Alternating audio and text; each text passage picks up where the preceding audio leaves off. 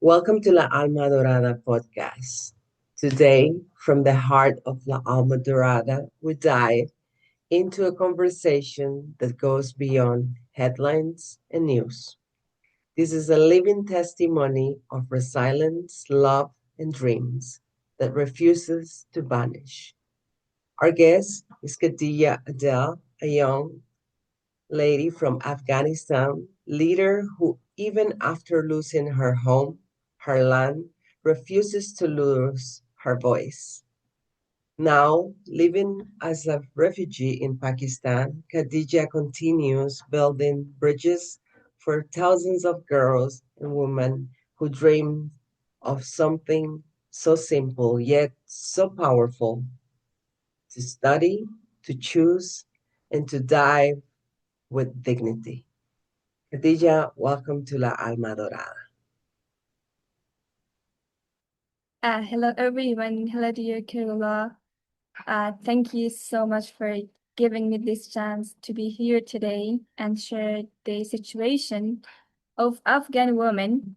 And it is my big honor today that I am here and I'm as a guest here and share and serve thousand Afghan women with the world. Well, we're happy to have you here, and it's an honor to have you. Khadija, when you look in the mirror today, who do you see beyond titles and struggles? Uh, when I see myself in the mirror, I can see an Afghan woman who was born a village, a normal village in Afghanistan, and has learned to be strong, has learned to be confident when life is uncertain, when life is difficult. I can see a person who has been interested from a young age to support others. That's why I'm confident. I can see a confident Afghan woman in the mirror. And that's why I initiated lots of programs, lots of projects for women around the world. So I can see a woman who has learned lots of things through difficult times in the life, and now she's a confident woman and try to be supportive for others, especially women and children. It's wonderful. Memory from your childhood in the Kundi still give you strength when your life feels kind of like impossible. Actually, whenever I feel down, I feel hopeless, there's one thing that keeps my hope alive, which is my mother, actually. Uh, when I was in Afghanistan, I mean in grade 10, in grade 9, my mother worked in fields. Plant some trees, some vegetables, and sell it to, I mean, to other people to just help my father financially to just support us to get education. And also, my father worked in different provinces in Afghanistan to just help us, support us in field of our. So whenever I feel hopeless, I feel down, I remember that how my mother worked hard for us. That time, working in fields, working in fields for women was not normal in my village, but my mother did for us. So whenever I feel down, I this memory keeps my hope alive to continue. And that's a wonderful, wonderful memory. The story of her mom working in the field to help your father so you guys can study. That's wonderful. What did the little girl inside of you promise herself she will never give up on? Actually, at the first of days that I was struggling with the life, the little girl inside of me promised me to never give up, to never stop studying and learning, and never stop supporting others. Because that little girl was interested from a young age to be in the community as a woman, work in the community as a woman. So uh, she promised me to never stop working, to never stop hard working, and also caring about others, especially women, which are the sensitive people in my community. Definitely, we need more women who care about women in this world. Yes. What was the first moment you realized you have to become a leader for other girls, not just for yourself? Uh, Actually, it was 2020. It was 2020 when the world was fighting with COVID-19 pandemic and all the schools were closed. And my friends were hopeless because they didn't have any chance to study. And I gathered them to my house and we made a team to study together. And that time it was like that it felt me that it is not just help as assistance for them. It feels me like this that it is more than help guidance. It was like a responsibility for me. And that time I realized I understood that I can be a leader. I mean, I can lead a group of women, a group of people who can achieve their dreams. And also, I started teaching my siblings at home, and I realized that yeah, I can stand beside of the people, beside of the women to fight for their rights and to achieve their dreams. Wow. Khadija, how do you protect your own hope while carrying the hopes of so many Afghan girls and women? Uh, Actually, it's to be honest, it's a bit challenging for me currently, especially because I'm in a Pakistan as a refugee, and I feel there's no future for me. But uh, I uh, I always keep my hope alive and positive things in my daily life, like teaching others, holding decision with other women, and also helping them to be confident. These little things, these small positive things, keeps my hope alive. And this can be a big thing for me because my daily life is like my daily life is uh, done by working with women, working with girls. And these positive things keeps my hope alive. Keeping the hope alive, that's really important. I am a big believer of hope, and as long as we keep it alive, I think everything is possible. If you could redefine the word empowerment in your own language, what word or image will you choose? Uh, for empowerment, I don't have any specific definition for empowerment, but in my point of view, empowerment is to have the courage to do something when you are in danger, when you are in the risk. This is, I think, empowerment. I mean, for the first time, for example, my mother changed the rules, ignored the rules, and worked hard to support us. I think that is empowerment. And empowerment for me, it is to choose the freedom instead of fear, to choose the courage instead of fear.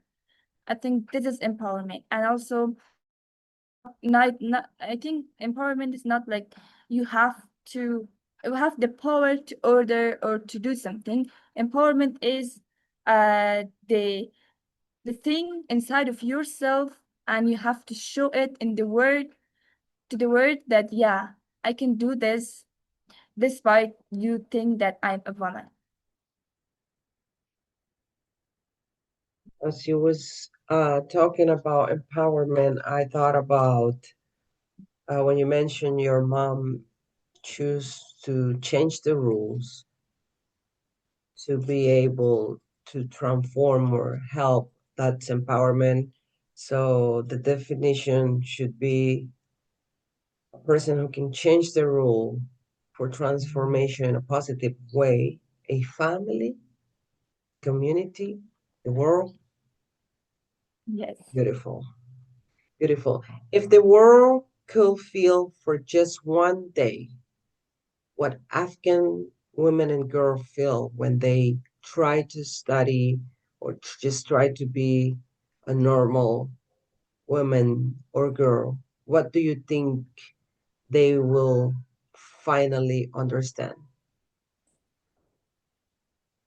So, as nowadays in social media, most of the influencers, visitors that they came to Afghanistan and they say that yeah, women are happy, women can travel or these things.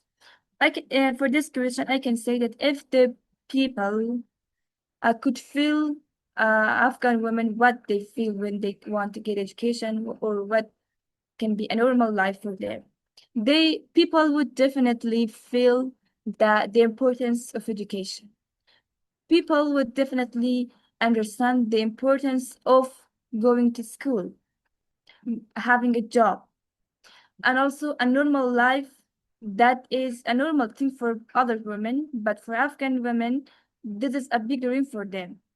The people would definitely feel the importance of freedom, and also they would definitely found that freedom can take away quickly, and the cost is the silence, the cost is to be at home and you have no rights to do something for your rights because you definitely will be killed.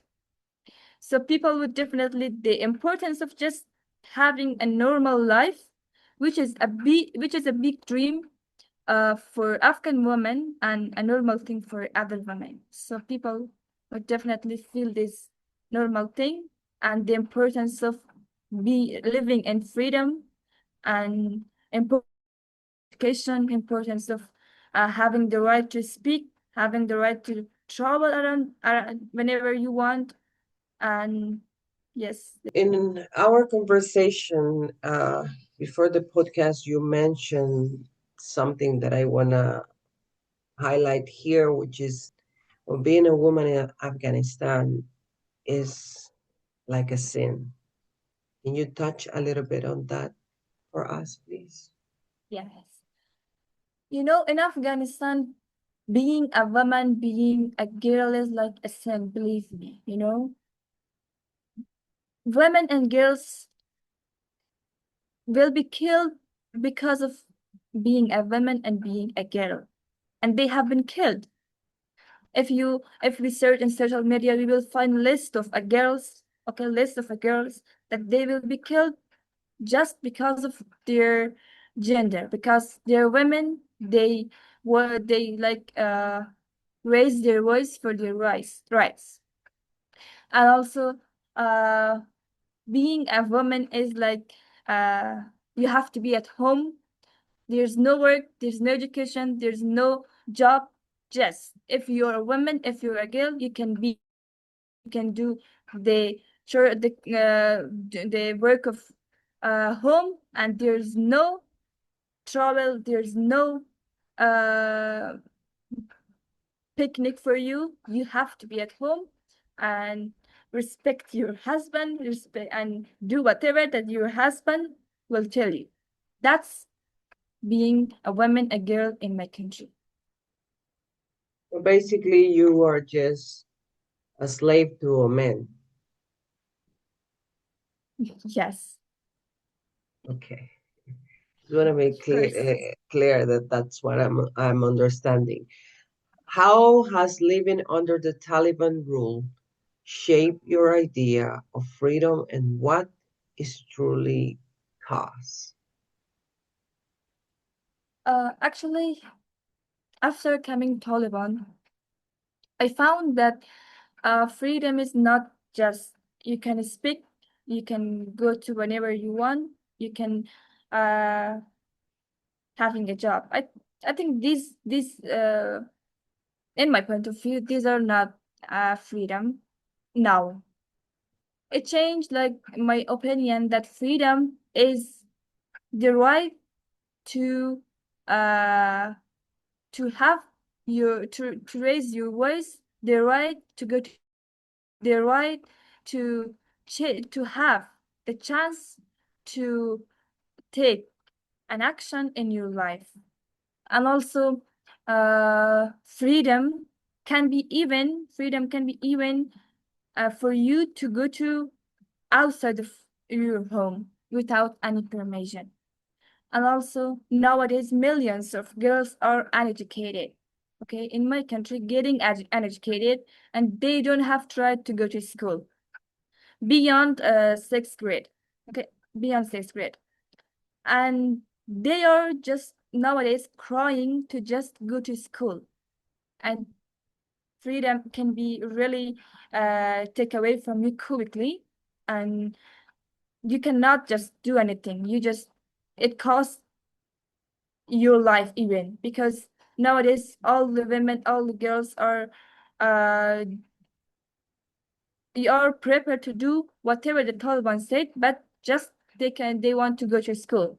And freedom is for me to having the right to choose the thing that you want in your life. Freedom is having the right to choose the thing you want in your life. Absolutely. As you're speaking, I asking myself, one, did you say that woman it's like a slave to a man, or a woman just being a woman, it's a sin? I just wonder who implanted that thought in men, because obviously men are the ones who abuse and women in Afghanistan, and also do they forget who are their mothers? You know, when you have a mother, your mother is the one who take care of you, who feed you, who love you. If you cry, she clean your tears and all those things. So why, how they become so cruel towards women? As I mentioned, that Taliban and this the kind of those women that they are against women. They even don't accept women in the community. Doesn't matter. Their daughter, their women, their mother. You know, you can believe this because they say they even want to have more than 5 or 7 wives in their life. They don't care about them. And also about their mother. I'm sure that most of the Taliban in my community, they just want to have the power to put pressure on women, okay, and the community. And even though they don't care about their daughter, their mother, they can keep them in the home ho- the whole life, in the whole life, their life, and doesn't matter for them. They just want to show that yeah, we have power and we can do whatever we want with the women. And and also, I just want to highlight one thing that their mother, their family can support them even. You know why? Because they want their life. They want to be in that life, in that jail. Okay, but I mean, they now they the mothers of Taliban, the sisters, the daughters, and their whole family, they want to be in that jail. They want to be uh, under the pressure of their father, of their brother. They accept it. Okay, they accept it. But those women leaders, like me, like others, that they want freedom, they don't accept it. Because of that, they will face lots of challenges in their life. Very interesting. Women who are their mothers and sister accept pressure they put on other women, I wonder what type of programming they use. It's just like my head thinking. Very, very interesting. Khadija, um, Taliban was not always in Afghanistan. Can you tell us a little bit of how they invade Afghanistan? Of course, Taliban came to Afghanistan twice. I mean, from the time that my mother narrated me, or my mother told me, Taliban came to Afghanistan twice. The first one, it was in 2001, and the second in 2021, after 20 years. And the first one, the rules were terrible, you know? The Taliban were like wild animals. These things, this match terrible. I mean, when the first time they came and took power of Afghanistan, and they even killed a woman. Oh, okay, a woman.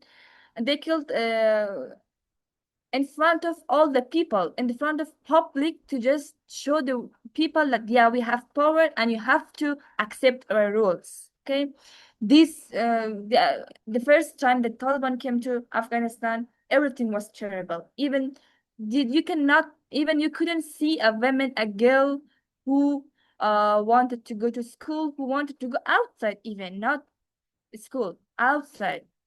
They were terrible. But when they came to Afghanistan in the second time in 2021, there can be a difference. Okay, there can be a difference because the first time the women didn't have the courage to stand against them, but in 2021 the women have the courage, even if they will be killed. They even don't care about this. As we follow the social media, you can see that there are thousands of women who raise their voices to and stand against Taliban in 2021. In 2021, they have the roles. They Taliban have the roles, have their obligations, have their terrible things, and to apply on women. But women now, women can support women. Women are supporters of women in my country now, and there are a bit, I mean, a bit better life than 2020, 2001, and yeah.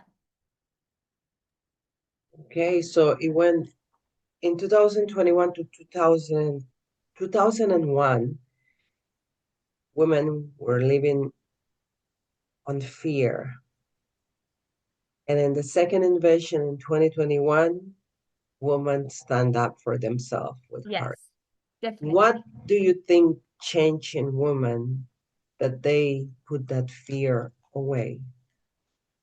You know, I can say uh, that there's one thing changed the I mean the women is the women, the supporter that women stand beside of each other. Women are supporters of each other, and this thing change the rules that they now stand and raise their voices because women support women, women stand beside of women, and women can change the rules, as my mother did.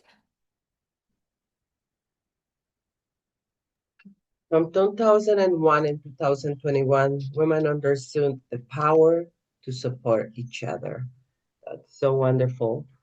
What does courage look like a day today for a woman leader like you who risks so much to speak out? So a carriage, for me, a carriage of the people which is like me is to have the ability to not accept the fears, not accept the obligations. I think that is the courage. The courage for me is to have the power to accept the freedom, to find the freedom, even if your life is in danger, even if life feels uncertain or life feels difficult, because living in fear is terrible. Living in fear is, even we can say that, dying. And courage is to have the ability, have the power to accept the situation and stand for rights and support your sister, support your uh, girls, and stand beside of them. And for me, this is the courage to accept the situation and accept the freedom, ignore the fear, ignore the obligations. And because till this time, women sacrificed lots of things. Women sacrificed their lives, their dreams. And until this time, we have to uh, fight for our dreams, their dreams, and we have to support each other. For me, this is, I think, the courage. That's great. Uh, you mentioned that living in fear is like dying. So my understanding is living on fear is living like a dead person alive. It's crazy. It is really makes so much sense, why uh, these entities planted fear on people or women, because when they plant fear in your heart, you basically live as your dead person. Khadija, you are the vice president and founder of an organization called She Leads Tomorrow. Can you tell us a little bit about it, please? Of course, we found the She List Tomorrow in 2025 in January.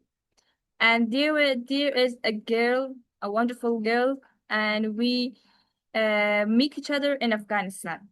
And we started our activity in person in Kabul. But when we traveled to Pakistan, and we were thinking that now what we should I do?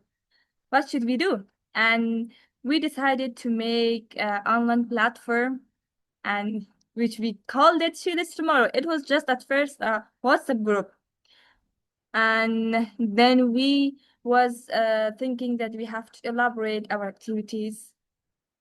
We made She This Tomorrow, and in here we hold diverse project, diverse classes and programs to support, to make a opportunity to provide a chance for Afghan women and also other women to study via their home, through their home, to wherever they are. So we decided to make She This Tomorrow.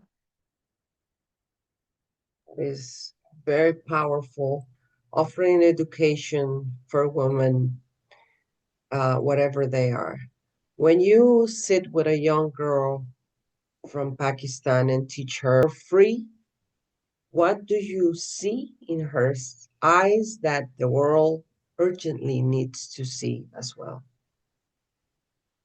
When I teach or when I speak with a girl from Pakistan, I mean like Zoom, like Google Meet or these platforms, I really see a powerful passion, a powerful key in her eyes. And I can say that this girl can be another leader in the this can this girl can be another symbol of power, symbol of confidence in the future. Because to be honest, Afghan women, Afghan girls are really talented, and they just need a small opportunity, a small chance to elaborate their skills. So when I teach them, when I talk to them, I can say that they are the symbol of confidence, the symbol of talents, the symbol of power for me. And it is my honor. I feel that it is my honor, it is my uh, pleasure to support them, to do a small thing for them, to provide a small opportunity, a small chance for them to make their dreams come true. That's beautiful. Make their dreams come true. What's the most powerful lesson you have learned about your own voice through global programs and public speaking? Actually, based on my experience, uh, I found that when I learned that my voice is matter, my voice is important when I have the courage to raise my voice, to fight for my rights. So it matters. It completely matters to me and to the world. It has to matter.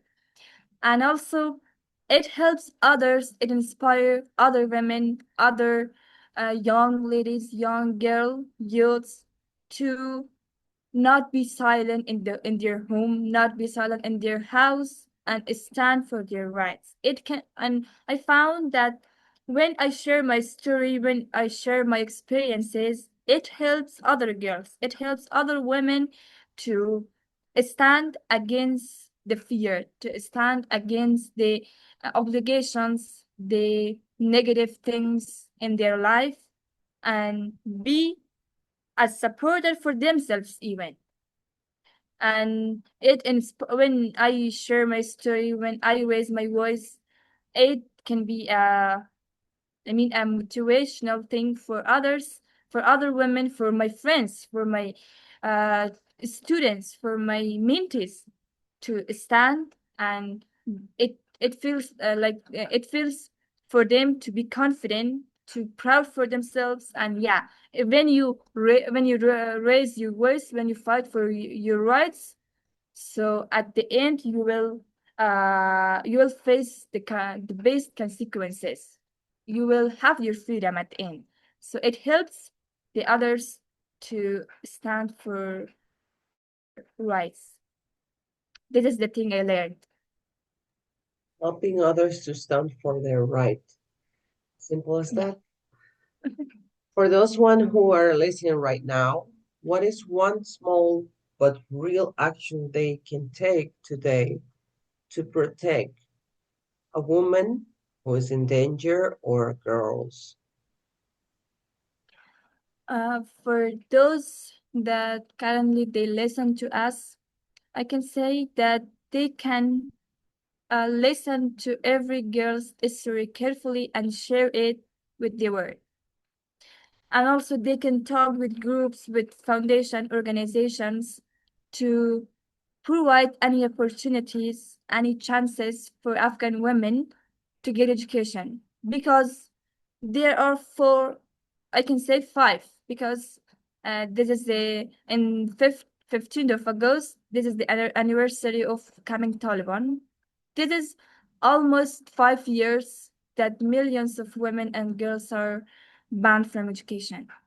And if we take an action, we can do a simple thing, a positive, a small thing can make a big differences for everyone, for every individual girls in my community. For example, they can talk with foundation to help them financially, because as you know that cost of internet in Afghanistan is really high. And uh, when you want to work online, when you want to teach them online, it can be really tough for them to provide internet bundles for them. So a small thing, a small positive thing for them can be a big difference, uh, have a big impact on their lives. So those ones that who listen to us uh, can share our voice to the world, share our situation to the world, and a small thing can make a big difference. Amplifying the voice so people with privilege can help. Thank you. I love that. When you close your eyes and dream of a free Afghanistan, what is the first thing you see girls doing? Uh, When I close my eyes or when I imagine a free Afghanistan, I can imagine that people, men and women, all the people have a normal life. About the women, they can go to school, they can go to university, they can have a job, they can work, and they have the right to do whatever they want. For example, the children can play, can laugh in the alleys, and women go to work, women go to school, university, and also they can work in the community as a leader, and they can uh, have their normal life, which is a big dream for them. They can, a free Afghanistan can provide a normal life for women, which is going to university, going to work, having a job, and just live as a woman, not as not. I mean, this is not a sin. Without feeling it is a sin, they just can have their normal life uh, in the community. Beautiful. What would you whisper to a young girl anywhere in the world who feels trapped and invisible today? So when I would definitely whisper that you're not alone in the world. I mean, you're not the only one who is struggled with difficult things. You're important and you're not alone. And your voice matters. So never give up, don't stop. The one who just listened to us calmly, I can say to you that you have, as a woman, you have don't have the right to stop and be under pressure of community or people. Because you're the woman, you are the most beautiful creatures, one of the most, and you have I mean you deserve to live the way you want. You deserve it and you have to fight. I understand sometimes it is really challenging for women to even get up in every morning, but you have the right to have a break, make your plan, calm your mind, and make you ready for the fight. So again, and in the tomorrow, it is your time to stand and fight for your dreams. So don't don't feel hopeless. Don't make every wrong mistakes. So you're not alone. You matters, and try to uh, fight for your dreams and stand against any obligation in your life. You're not alone. Fight for your dreams. That's right. Khadija, thank you for opening your story and your heart.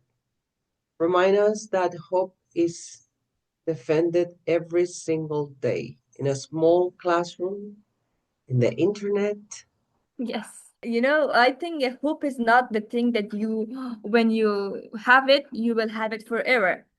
I mean, you are the one who will struggle with the hope in your daily life, and you have to find it, as you say, in your even breakfast, in your teaching, in your meeting. And for example, I found my hope. I found my hope for my day for in this meeting with you. I love that. So thank you for opening your story, your heart. Remind us that hope is defended every single day in a small classroom, in a shared world, in a hand that teaches another hand. To everybody who's listening over there, may those words not stay here, become an echo and amplify to the world so we can all thrive.